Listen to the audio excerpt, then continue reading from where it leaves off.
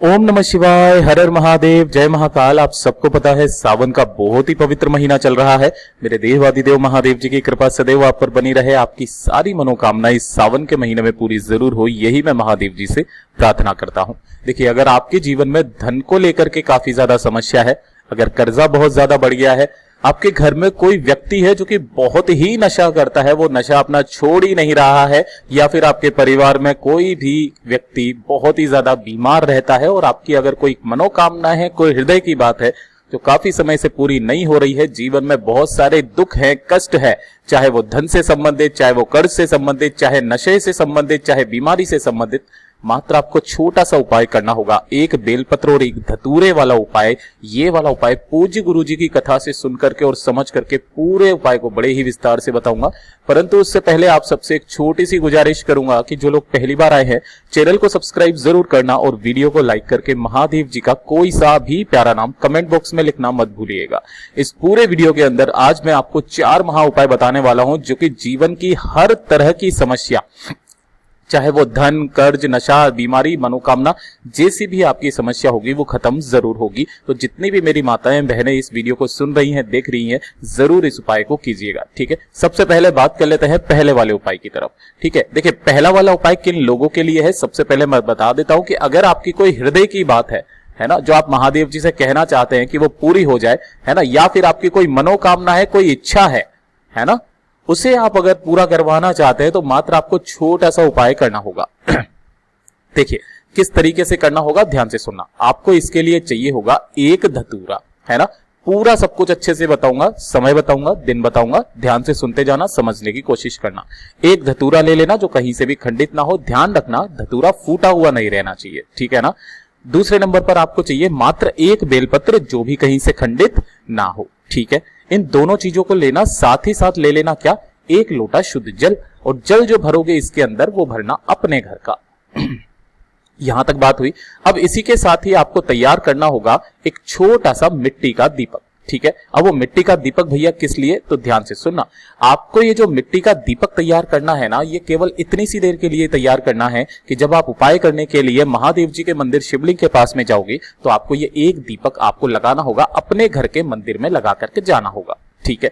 तो आपको एक दीपक तैयार कर लेना है। ध्यान रखना, इसके अंदर भरना होगा आपको गौ माता का घी और बत्ती लगानी होगी गोल, ठीक है। और साथ ही ले लेना थोड़ा सा चंदन। अब गुरुदेव ने जो कथा में बताया था ना, वो खास करके सफेद चंदन के बारे में बोला था, लेकिन उसी के बाद उन्होंने बताया कि अगर आपको सफेद चंदन नहीं मिलता है तो आप कोई सा भी चंदन ले सकते हो। पीला चंदन है तो पीला चंदन ले लो, लाल चंदन है तो लाल चंदन ले लो, ठीक है। तो आप इन सभी सामग्रियों को लेकर के पहुंचना महादेव जी के मंदिर शिवलिंग के पास, परंतु उससे पहले आपको अपने घर के मंदिर में उस दीपक को प्रज्वलित कर देना होगा। अब आप अगर इस उपाय को सुबह कर रहे हो तो सूर्योदय जैसे ही हो उसके 1 घंटे के अंदर कर लेना, या फिर आपको शाम को प्रदोष काल में करना होगा, ठीक है।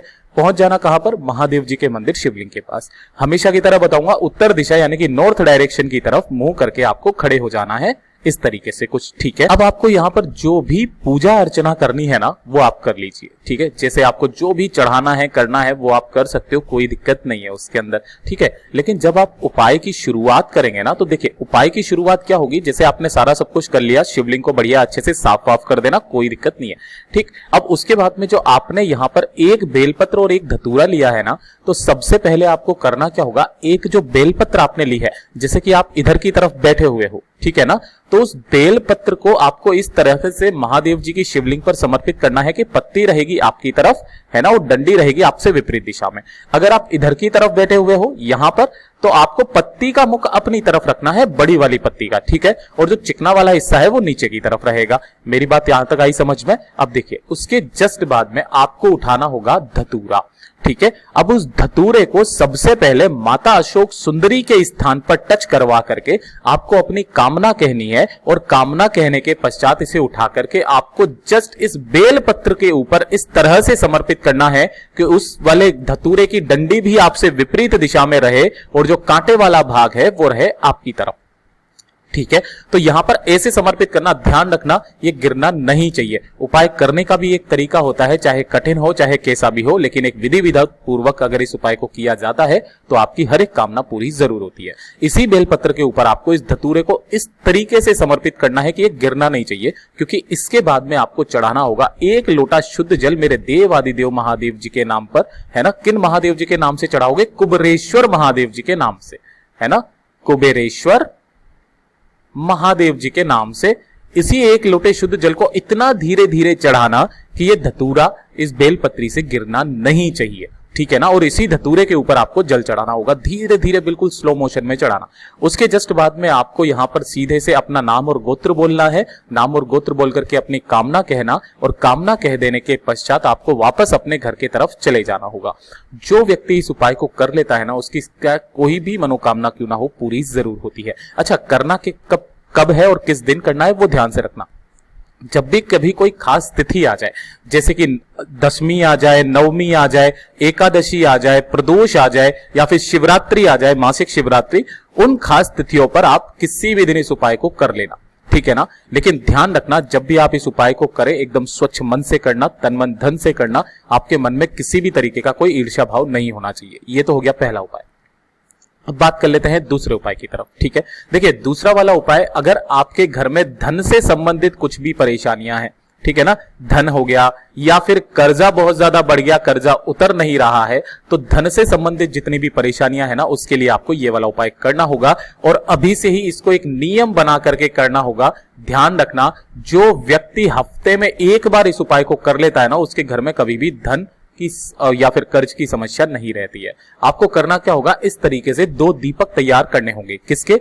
गौ माता के घी के दीपक तैयार करने हैं। बत्ती लगाओगे गोल, ठीक है।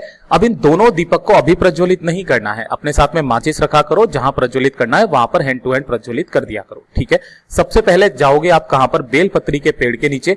प्रदोष काल में, ये चीज ध्यान रखना, इस वाले उपाय को सिर्फ और सिर्फ प्रदोष काल में किया जाता है। हफ्ते में 1 दिन करना स्टार्ट कर दीजिए, कोई सा भी 1 दिन फिक्स कर लीजिए, सोमवार, गुरुवार, शनिवार, रविवार, जो भी है, ठीक है ना।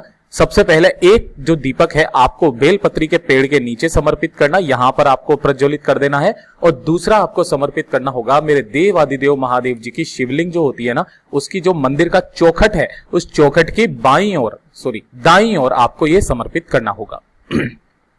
यहां तक बात आई समझ में?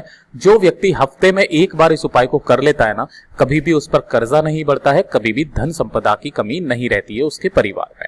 तीसरे नंबर पर हम बात करते हैं कि ये जो उपाय है, जितनी भी हमारी माताएं बहनें हैं, काफी बार कमेंट में बोलती है कि भैया हमारे पति, हमारे भाई, हमारा बेटा काफी ज्यादा नशा वशा करता रहता है, मानता ही नहीं है, नशे में गलत सलत हरकतें भी कर देता है, तो उसके लिए क्या उपाय किया जाए, प्लीज गुरुजी बताइए, ठीक है। तो ध्यान से सुनना, अगर आपके घर में कोई भी व्यक्ति बहुत ही ज्यादा नशा करता है, नशा या फिर पथभ्रष्ट हो चुका है, काफी ज्यादा गलत आदतों में पड़ चुका है, नशे की आदत बहुत गंदी लग चुकी है, तो ये छोटा सा उपाय करना, किसी भी दिन कर लेना इस वाले उपाय को, कोई तिथि दिन फिक्स नहीं है। आपको लेनी होगी इस तरीके से नीम की पत्तियां, ठीक है ना। लेकिन ध्यान रखना, आपको ये पत्तियां नहीं लेनी है, ये जो नीम की डंडी होती है ना, इस तरीके से आपको डंडी चाहिए। कितनी डंडी चाहिए? 21 डंडी आपको ये वाली चाहिए, है ना, नीम की पत्तियों की। चाहो तो आप नीम की पत्तियां ले लेना, कोई दिक्कत नहीं है। डंडी लो रहे हो तो 21 की 21 डंडियां लेना, ठीक। इसी के साथ आपको लेनी होगी 21 लौंग। क्या लेनी होगी? 21 लौंग। ध्यान रखना, इसके ऊपर का फूल भी होना चाहिए। और इसी के साथ ले लेना आपको 21 काली मिर्च। क्या लेना? 21 काली मिर्च ले लेना। इन तीनों चीजों को आपको एक लाल कपड़े में पोटली बांध लेनी है और इस तरीके से पोटली बना लेना और इसे लेकर के चले जाना, किसी भी दिन चले जाना, कहां पर? बजरंग बली हनुमान जी के मंदिर में, ठीक है। जब आप यहां पर जाएंगे तब आपको यहां पर अपनी चाहो तो अपनी कामना से एक दीपक जरूर लगा देना, ठीक है ना, सरसों के तेल का। और उसके बाद में उस पोटली को यहां कहीं पर भी हनुमान जी के पास में रख देना, ठीक है ना। अच्छा, ये वाली जो पोटली है ना, आपको कितने दिन तक रखे रहने देनी होगी? 21 दिन तक आपको रखे रहने देनी होगी। अब काफी सारे लोग बोलेंगे कि भैया 21 दिन तक क्या ये यहाँ पर रखी रहेगी? क्या पुजारी जी इसको उठा करके कहीं फेंक ना दे, या फिर कोई साफ सफाई करने वाला आया वो ना फेंक दे? तो आप क्या करना, इसको एक बार इस मंदिर में ले जा करके यहाँ पर रख देना, पूजा अर्चना करना। पूजा अर्चना करने के पश्चात इसे उठा करके अपने घर के मंदिर में जहां कहीं पर भी हनुमान जी की मूर्ति या तस्वीर लगी हुई है ना, वहां पर रख देना। कितने दिन तक रखना होगा? 21 दिन तक आपको रखना होगा, ठीक है। 21 दिन रख दिया। जब 21वां दिन पूरा खत्म हो जाए तो 22वें दिन आप क्या करना, इन सभी सामग्रियों को निकालना और एक पतीले में पानी भरना। ठीक है ना, कितना पानी भरना है अभी बताता हूं। आपको पानी भरना है और पानी भरने के पश्चात उन सभी सामग्रियों को आपको इसी के अंदर डाल देनी है। जो भी आपने नीम की 21 पत्तियां या डंडी ली है, 21 काली मिर्च और 21 लौंग, यहां पर आप इसमें डाल देना और इसको तब तक उबालना है जितना पानी आपने इसके अंदर डाला है वो पानी आधा ना रह जाए, इतनी देर तक इसको उबालना है। ठीक है, उबालने के पश्चात आपको इसके छान लेना है और लगातार 21 दिन तक आपको एक एक दो दो बूंदे उस व्यक्ति को पिला देनी होगी। किस व्यक्ति को? जो व्यक्ति ज्यादा नशा करता है, शराब का नशा करता है, ड्रग्स वगैरह लेता है, सिगरेट पीता है, कुछ भी इस तरीके का नशा करता है ना, उस व्यक्ति को लगातार 21 दिन तक, चाहे आप चाय में मिला करके 2 बूंद डाल देना, उसकी खाने बनाने में डाल देना, सब्जी में डाल देना, कैसे भी करके 21 दिन तक, 22वें दिन से वो शराब को और इनको नशे को हाथ तक नहीं लगाएगा। पूज्य गुरु जी का ये उपाय इतना अचूक है। ठीक है, अब बात कर लेते हैं सबसे आखिरी उपाय, आज के इस वीडियो का चौथा उपाय। देखिए, ये वाली जो समस्या होती है ना, हर घर में रहती है कि शरीर में कहीं से भी दर्द होता है, चाहे घुटनों का दर्द हो गया, चाहे कमर दर्द हो गया, चाहे आपका कंधों का दर्द हो गया, तो ये छोटा सा उपाय करना, आपके सारे दर्द खत्म हो जाएंगे। लगातार 7 दिन आपको ये वाला उपाय करना होगा, लगातार। ठीक है ना, 7 दिन, किसी भी दिन से स्टार्ट कर सकते हो। ठीक है, आपको लेना होगा इस तरीके से अपने घर का शुद्ध जल तांबे के लोटे में। ठीक है, अब तांबे के लोटे में डालने होंगे आपको 3 शमी पत्र। ध्यान रखना, ये वाला जो गोले में बनाया है ना, ये एक शमी पत्र नहीं है। यहां से जब आप तोड़ते हो ना, ये पूरा, ये एक शमी पत्र है। तो इस तरीके से आप 3 शमी पत्र लेना और इसी के अंदर आपको डाल देना है। ठीक है, अब मार्केट में मिलेगा आपको इस तरीके से इत्र, तो आप ऐसे 5-10 रुपए की इत्र की बोतल ले लेना, कोई दिक्कत नहीं है।